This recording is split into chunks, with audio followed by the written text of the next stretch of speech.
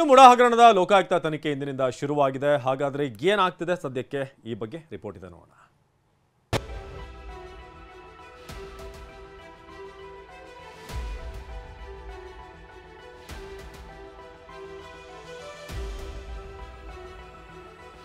ಅಸಲಿ ಆಟ, ಅಸಲಿ ತನಿಖೆ, ಅಸಲಿ ಯುದ್ಧ ಇಂದಿನಿಂದ ಶುರುವಾಗಿದೆ.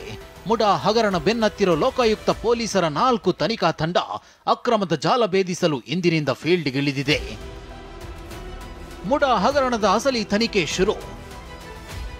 ಲೋಕಾಯುಕ್ತದ 4 ತಂಡದಿಂದ ತನಿಖೆ. ಕಾನೂನು ಹೋರಾಟದ ಬಳಿಕ ಕಳೆದ ಶುಕ್ರವಾರ ಸಿಎಂ ಸಿದ್ದರಾಮಯ್ಯ ವಿರುದ್ಧ ಎಫ್ಐಆರ್ ದಾಖಲಾಗಿತ್ತು. ಶನಿವಾರ ಭಾನುವಾರ ಇದ್ದ ಕಾರಣ ಇಂದಿನಿಂದ ತನಿಖೆ ಆರಂಭಿಸಲಾಗಿದೆ. ಮೈಸೂರು ಲೋಕಾಯುಕ್ತ ಎಸ್ಪಿ ಟಿಜೆ ಉದೇಶ್ ನೇತೃತ್ವದ 4 ತನಿಖಾ ತಂಡ ಶನಿವಾರವೇ ಚೆಕ್ ಲಿಸ್ಟ್ ರೆಡಿ ಮಾಡಿಕೊಂಡು ತನಿಖೆಗಿಳಿದಿದೆ. ಆರಂಭಿಕ ಹಂತದಲ್ಲಿ ದಾಖಲೆ ಸಂಗ್ರಹಕ್ಕೆ ಮುಂದಾಗಿದೆ. 59 ಭಾಗಗಳಾಗಿ ದಾಖಲೆಗಳನ್ನು ವಿಂಗಡಿಸಲಾಗಿದೆ. ಕೆಸರೆ ಗ್ರಾಮದ ಸರ್ವೆ ನಂಬರ್ 464ರಲ್ಲಿರೋ 3 ಎಕರೆ 16 ಗುಂಟೆ ಜಮೀನಿನ ಮೂಲ ದಾಖಲೆ ಸಂಗ್ರಹದಲ್ಲಿ ಅಧಿಕಾರಿಗಳು ತೊಡಗಿದ್ದಾರೆ.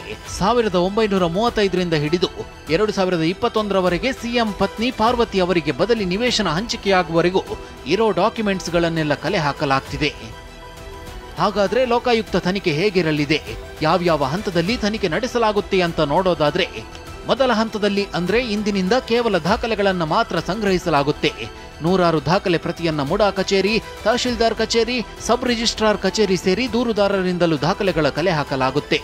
ನಂತರ ದೂರುದಾರರಿಂದ ಲೋಕಾಯುಕ್ತ ಪೊಲೀಸರು ಮಾಹಿತಿ ಕೇಳಲಿದ್ದಾರೆ. ಪ್ರಮುಖವಾಗಿ 2 ಆಯಾಮದಲ್ಲಿ ದಾಖಲೆ ಪಡೆಯಲಿರುವ ಪೊಲೀಸರು ಮೊದಲ ಆಯಾಮದಲ್ಲಿ ಜಮೀನು ವಾರಸುದಾರರಿಗೆ ಸಂಬಂಧಪಟ್ಟ ಡಾಕ್ಯುಮೆಂಟ್ಸ್ಗಳು, 2ನೇ ಆಯಾಮದಲ್ಲಿ ಸಿಎಂ ಮತ್ತು ಸಿಎಂ ಪತ್ನಿ ಬಾಮೈದ ಮಲ್ಲಿಕಾರ್ಜುನ ಸ್ವಾಮಿಗೆ ಸಂಬಂಧಿಸಿದ ಪತ್ರಗಳನ್ನು ಸಂಗ್ರಹಿಸಲು ಲೋಕಾಯುಕ್ತ ಪೊಲೀಸರು ನಿರ್ಧರಿಸಿದ್ದಾರೆ. ನಂತರ ಆರೋಪಿಗಳ ವಿಚಾರಣೆ ನಡೆಯಲಿದೆ. ಒಂದೆಡೆ ಇಡಿ, ಮತ್ತೊಂದು ಕಡೆ ಸಿಬಿಐ ತೂಗುಗತ್ತಿ. ಲೋಕ ತನಿಖೆ ಜೊತೆಗೆ ಸಿಎಂ ಸಿದ್ದರಾಮಯ್ಯಗೆ ಡಬಲ್ ಟೆನ್ಷನ್ ಶುರುವಾಗಿದೆ. ಒಂದ್ ಕಡೆ ಸಿಬಿಐ ತನಿಖೆಗೆ ಕೋರಿ ದೂರುದಾರ ಸ್ನೇಹಮಯಿ ಕೃಷ್ಣ ಹೈಕೋರ್ಟ್ ಮೊರೆ ಹೋಗಿದ್ದಾರೆ. ಲೋಕಾಯುಕ್ತ ರಾಜ್ಯ ಸರ್ಕಾರದ ಅಧೀನದಲ್ಲಿ ನಡೆಯುವ ಸಂಸ್ಥೆಯಾಗಿದೆ. ಹೀಗಾಗಿ ಪಾರದರ್ಶಕ ತನಿಖೆಯಾಗಬೇಕು ಅಂದ್ರೆ ಸಿಬಿಐಗೆ ಕೊಡಿ ಅಂತ ಮನವಿ ಮಾಡಿದ್ದಾರೆ. ಮತ್ತೊಂದು ಕಡೆ ಇಡಿ ಅಧಿಕಾರಿಗಳಿಗೂ ಇಮೇಲ್ ಮೂಲಕ ದೂರು ನೀಡಿದ್ದಾರೆ. ಈ ಬಗ್ಗೆ ಪ್ರತಿಕ್ರಿಯಿಸಿರೋ ಗೃಹ ಸಚಿವ ಡಾಕ್ಟರ್ ಜಿ ಪರಮೇಶ್ವರ್ ಇಡಿಗೂ ಪತ್ರ ಬರೆಯುತ್ತಾರೆ, ಸಿಬಿಐಗೂ ಪತ್ರ ಬರೆಯುತ್ತಾರೆ, ಅದನ್ನೆಲ್ಲ ಕಾನೂನು ನೋಡಿಕೊಳ್ಳುತ್ತೆ ಎಂದಿದ್ದಾರೆ. ಅವರು ಇಡಿಗೂ ಕೊಟ್ಟಿದ್ದಾರೆ, ಸಿಬಿಐಗೂ ಕೊಡಿ ಅಂತ ಕೊಟ್ಟಿದ್ದಾರೆ. ಅದೆಲ್ಲ ಕಾನೂನು ನೋಡ್ಕೊಳ್ಳುತ್ತೆ.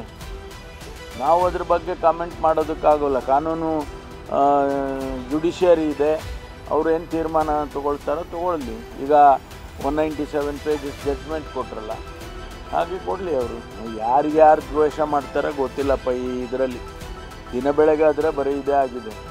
ಅವರು ಇವರಿಗೇನೋ ಅಂದರು, ಅವರು ಇನ್ನೊಂದು ಯಾರೋ ಅಂದರು, ಇನ್ನು ಹಳೆ ಕತೆ ತೆಗೆದ್ರು. ಇದು ಇಷ್ಟರ ಮಟ್ಟಿಗೆ ಕಲುಷಿತವಾದರೆ ಕಷ್ಟ. ರಾಜಕೀಯ ಸಾರ್ವಜನಿಕ ಜೀವನ ಇಷ್ಟೊಂದು ಕಲುಷಿತ ಆದರೆ ಭಾಳ ಕಷ್ಟ. ಎತ್ತಿನಹೊಳೆ ನೆಪ, ಸಿಎಂ ಪ್ರಕರಣದ ಬಗ್ಗೆ ಡಿಕೆ ಪರಂ ಚರ್ಚೆ. ಇನ್ನು ಸಿಎಂ ಸಿದ್ದರಾಮಯ್ಯರನ್ನ ಕೆಳಗಿಳಿಸೋದಕ್ಕೆ ದೊಡ್ಡ ಗೇಮ್ ಪ್ಲಾನ್ಗಳು ನಡೆಯುತ್ತಿವೆ. ಸ್ವಪಕ್ಷದಲ್ಲೇ ಹಲವು ತಂತ್ರಗಳು ನಡೆಯುತ್ತಿವೆ. ಇಂಥ ಹೊತ್ತಲ್ಲಿ ಗೃಹ ಸಚಿವ ಡಾಕ್ಟರ್ ಜಿ ಪರಮೇಶ್ವರ್ ನಿವಾಸಕ್ಕೆ ಆಗಮಿಸಿದ ಡಿಸಿಎಂ ಡಿಕೆ ಮಾತುಕತೆ ನಡೆಸಿದ್ದಾರೆ. ಎತ್ತಿನಹೊಳೆ ಯೋಜನೆ ನೆಪದಲ್ಲಿ ಸಿಎಂ ಪ್ರಕರಣದ ಬಗ್ಗೆ ಚರ್ಚಿಸಿದ್ದಾರೆ ಎನ್ನಲಾಗಿದೆ. ಉಭಯ ನಾಯಕರ ಭೇಟಿ ರಾಜ್ಯ ರಾಜಕೀಯದಲ್ಲಿ ತೀವ್ರ ಕುತೂಹಲ ಮೂಡಿಸಿದೆ. ಆದರೆ ಭೇಟಿಗೆ ಹೊಸ ಅರ್ಥ ಕಲ್ಪಿಸಬೇಕಿಲ್ಲ ಎಂದಿರೋ ಉಭಯ ನಾಯಕರು ಭೇಟಿಯ ಗುಟ್ಟನ್ನು ಬಿಟ್ಟುಕೊಟ್ಟಿಲ್ಲ. ನೀರು ಬರಬೇಕು ಅಂತ ಹೇಳಿ ನಾನು ಹೇಳಿದೆ, ಅದಕ್ಕೆ ನಾನೇ ಬರ್ತೀನಿ ಮಾತಾಡೋಣ ಅಂದರು. ಬಂದಿಂದೆ. ಅದೇನು ನಾವು ಭೇಟಿಯಾಗೋದೇನು ಹೊಸ್ದಾಗ್ತೀವಿ. ಶಿವಕುಮಾರ್ ಅವರು ನಮ್ಮ ಅಧ್ಯಕ್ಷರಿದ್ದಾರೆ ಮತ್ತು ನಮ್ಮ DCM ಇದ್ದಾರೆ. ನಾವು ಮಾತಾಡ್ಕೊಳ್ಳೋದೇ ಇನ್ಯಾರು ಮಾತಾಡ್ಕೋಬೇಕು? ಎಲ್ಲ ಆಯ್ತಪ್ಪ, ಯಾವ್ದು ಏನಾರಾಗಲಿ ನಾವು ಮಾತಾಡ್ಕೊಳ್ಳೋದೇ ಯಾರು ಮಾತಾಡ್ಕೋಬೇಕು? ನಮ್ಮ ಸಮಸ್ಯೆಗಳ ಬಗ್ಗೆ ನಾವೇ ಚರ್ಚೆ ಮಾಡಬೇಕು. ನಮ್ಮ ಕೆಲಸ ಕಾರ್ಯಗಳಾಗಬೇಕಾಗುತ್ತೆ. ಅದಕ್ಕೋ ಈಗ ಅವರು ಒಂದು ಎಕ್ಸ್ಪ್ರೆಸ್ ಕೆನಾಲ್ ಅಂತೇಳಿ ಗುಬ್ಬಿಯಿಂದ ಕುಣಿಗಲ್ಲಿಗೆ ಮಾಡೋಕ್ಕೆ ಅಪ್ರೂವ್ ಆಗಿದೆ. ಅದನ್ನು ಕೆಲಸ ಪ್ರಾರಂಭ ಮಾಡುವಾಗ ಅಲ್ಲಿ ಎಲ್ಲ ಬಂದು ತಡೆದಿದ್ರು. ಅದ್ರ ಬಗ್ಗೆನೂ ಚರ್ಚೆ ಮಾಡಿದ್ವಿ. ಅದಕ್ಕೆ ಅವರೇ ನೀರಾವರಿ ಸಚಿವರೇ ಒಂದು ಸಮಿತಿ ಮಾಡಿದ್ದಾರೆ, ಟೆಕ್ನಿಕಲ್ ಕಮಿಟಿಗೆ. ಅವರು ವರದಿ ಕೊಟ್ಟ ಮೇಲೆ ಮುಂದುವರಿಯುತ್ತವೆ.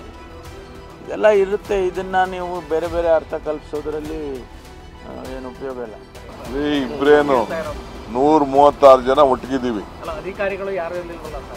ಅಧಿಕಾರಿ ಆಗ್ಬೇಕು ನಮಗೆ. ಯಾವ ಅಧಿಕಾರನೂ ಬೇಡ.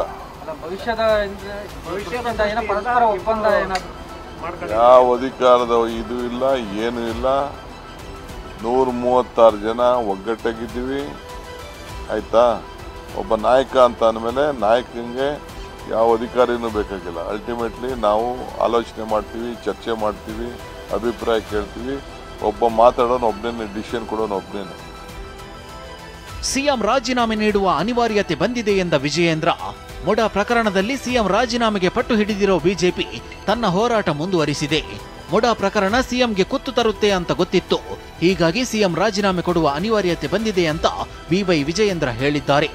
ಮೈಸೂರಿನ ಮುಡಾ ಹಗರಣ ಎಷ್ಟು ದೊಡ್ಡದು ಆಗಬಹುದು, ಮುಖ್ಯಮಂತ್ರಿಗಳ ಒಂದು ಸ್ಥಾನಕ್ಕೆ ಕೂತು ಬರ್ಬೋದು ಅಂತೇಳಿ ಯಾರಿಗೂ ಭರವಸೆ ಇರಲಿಲ್ಲ. ಅದು ನನಗೆ ಭರವಸೆ ಇತ್ತು.